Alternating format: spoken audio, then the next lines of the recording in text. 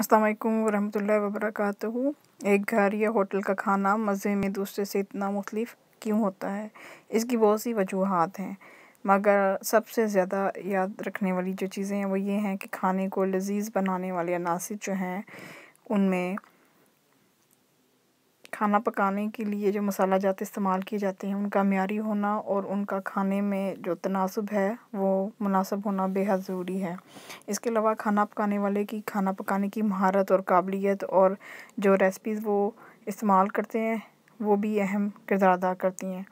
खाना पकाने के लिए ताज़ा और साफ़ सुथरी सब्ज़ियों और गोश्त का भी बहुत अहम रोल है। सब बर्तनों की धुलाई भी खाने को लजीज़ बनाने में बहुत अहम है, क्योंकि जब बर्तन में कुछ बाकी ज़रात होंगे खाने के तो आप उसमें जब दूसरी चीज़ बनाएंगे तो वो बिल्कुल भी मज़ेदार नहीं होगी और उसमें पिछली वाली चीज़ जो अच्छी तरह से धो के साफ़ नहीं की गई उसका जायका भी शामिल होकर उसके जायके को यकसर बदल के रख देगा। इसलिए अच्छे धुले हुए बर्तन भी खाने की लज़्ज़त में इजाफ़े का बायस बनते हैं और ये वो अहम निकात हैं जिनको हम आम तौर पर खाना बनाते हुए नज़रअंदाज कर देते हैं।